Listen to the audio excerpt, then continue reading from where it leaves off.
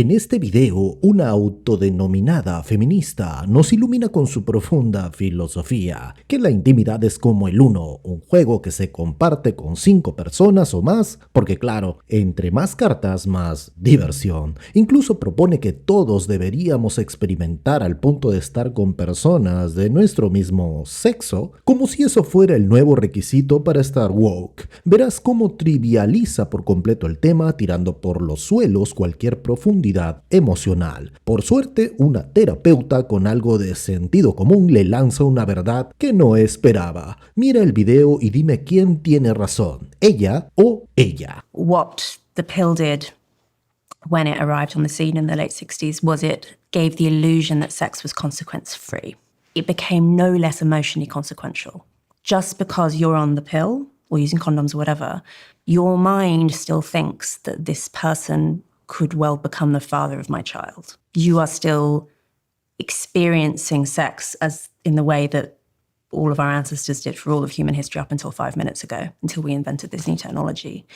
And I think that's why it has to, the reason that women have evolved to be picky about who they have sex with is because getting pregnant is an extraordinarily consequential thing for women. It's dangerous, it's difficult, it's a huge, investment of their time and of their life, and you don't want to get pregnant by some bozo, right? That's why women tend to be very selective about who they're willing to have sex with. I think that we should, as feminists, describe sex as at least special, like having some kind of special status. It's not like other kinds of socializing. It's not like having a conversation with someone or playing tennis with someone. Ella tiene razón, no debería ser como tener wifi gratis, no por estar disponible significa que debas conectarte. Well, we could call it one of the most intimate experiences you can have as a human being. And that's why rape is so bad. Right? That's why feminists are so... Because it bastardizes the most intimate experience by making it into by turning it into violence. Rape is worse than theft, for instance. Or rape is worse than assault, like non-sexual assault. And the law recognizes that. And we all socially recognize that because there is something uniquely intimate and therefore uniquely violating about having sex without consent. And I think that it's really hard actually to hold those two things simultaneously in mind and say sex is unimportant, it's basically just like a skill set that you can practice on other people, that it's a leisure activity, all this kind of... It trivializes Right. It. And then also say, but consent is extraordinarily important. Like, why? Do you not see the contradiction there? Autonomy. El lema predilecto, autonomía. If I want it, if I want somebody, especially penetrative sex, you're talking about rape, you're talking about penetrative sex, there's nothing worse than somebody inside your body, violating your actual insides. Nothing worse than that. That does not mean that women do not have sexual urges that are exciting. No, I'm finished sentence. That was a lot of trouble. That women don't have sexual urges that are just about attraction and a moment and fun and play. Play is so important to human beings. Claro, debería ser como jugar uno, claro. When I left that cult, it took me a long time and a number of different sexual experiences to find out what kind of sexuality I even had. You can't necessarily find it with the first person you meet. They may not be sexually compatible with you.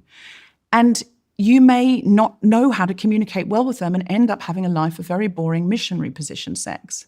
If you encourage young people just to have sex with the first person they meet and stay with that person, which I'm not saying you're saying, but I am saying if you don't have sex before you're engaged, well, engagement leads to marriage, you may end up with very little sexual fulfillment compared to what you could have had. You might not. You might get lucky. The first person you meet might just be amazing in bed with you and you find your space together and it might be wonderful.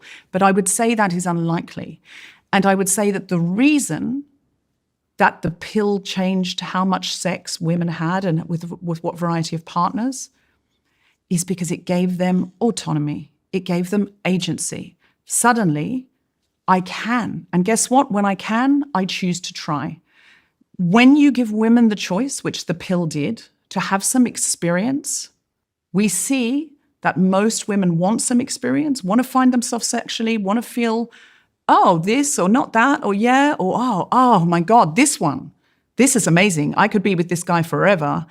We hit it off. He's great in bed. We're working together. Oh, we've got a little problem now, but we'll work through it together because we love each other. Pues que yo sepa, no sé, de repente estoy equivocado, no sé, dímelo tú. Las parejas que basan su relación solamente en la intimidad, esa relación termina no muy bien, que digamos. Eso no quiere decir que no debería existir un equilibrio entre lo emocional y lo sexual, pero lo que ella da a entender es de que todo debe basarse en eso. There's something very important about the emotional connection. And that's coming from maybe me being a therapist and knowing and seeing the pain that the young people who come to me are in. When there's no emotional connection and they give their bodies over, by the way, young men too. I think it's shifting, actually. It's interesting what I'm seeing in my practice. Young men are more vulnerable than women now. Women have taken on the role that young men used to have emotionally. And so, women have all these choices, and now they're leaving young men in the dust, and the young men are feeling lonely, and they have sex with a girl and they want to date her, and she says, no, I'm sleeping with 5 guys at the same time. And these are kids in their 20s. But sex is better with emotional connection. That doesn't mean you have to marry the first guy that you have sex with. I also want to say that there is something called neurotic repetition. Presten atención a lo que ella va a decir. Su nombre es Erika Comisar, es una psicoanalista con más de 30 a 40 años de experiencia. A lot of the early feminists had a lot of trauma. You had trauma. A lot of people have had trauma. And what happens with trauma is it tends to be like PTSD. If we have disconnection early on, or abuse, or violence against us, attachment disorders, as I've talked about in your other podcasts when you're very young, it gets reenacted and repeated throughout your life over and over and over and over again. So interestingly, the early feminists were mostly traumatized women. If you look at the histories of them, they had physically abusive fathers, alcoholic fathers. They had uncles who raped them. They had, terrible, even their mothers too. Just really abusive parents, but mostly the men in their life were horrible. And so a lot of this whole experience depends on where you come from and what you had. If you've had good models, it's why I sort of talk about, I'm writing a book about divorce. Why am I writing a book about divorce if I believe in relationships? Because divorce is going to happen and we need to help parents to know how to raise healthy children in spite of it. But relationships matter. They matter in the raising of children. So when we have a disconnected society where we say relationships don't matter, just sex matters. Sex, sex, sex. Of course sex matters. But what I say to young people is sex is a very small part of a relationship. It really is, because in the beginning it's hot, hot, hot. And then as you get to know each other and you have the daily comings and goings of life, it's the friendship, it's the connection, it's the companionship, it's the relationship. But if you've had a lot of trauma, then you are not going to turn towards relationships, and you are not going to turn towards men. If men traumatized you and you saw a man abuse your mother, of course you're not going to want men in your life.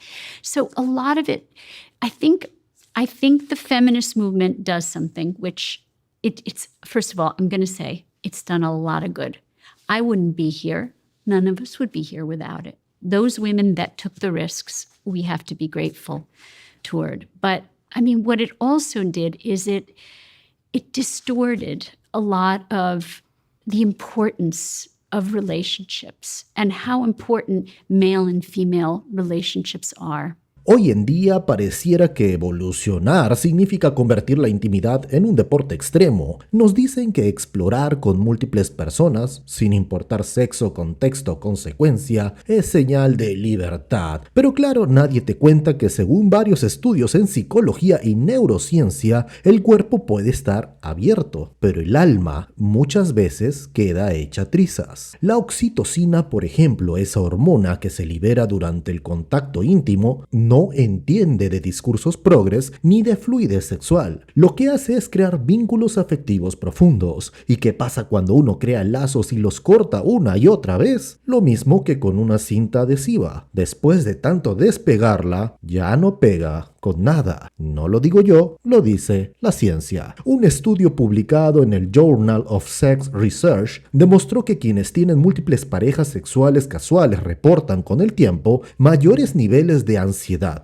insatisfacción emocional e incluso síntomas depresivos. Pero eso sí, nos siguen vendiendo la idea de que más es mejor, como si el vacío existencial se llenara con una lista más larga de experiencias. Y lo más gracioso, si es que uno puede llamarlo así, es que cuando alguien propone límites, compromiso o simplemente respeto por el cuerpo y el alma, lo acusan de estar reprimido. Porque en esta lógica el que no juega con fuego es porque no ha aprendido a quemarse bien. Así que no, acostarse con medio mundo no te hace más libre, a veces te deja más roto. Pero eso no lo verás en las tendencias de TikTok, porque lo que vende es lo fácil, lo rápido y lo vacío.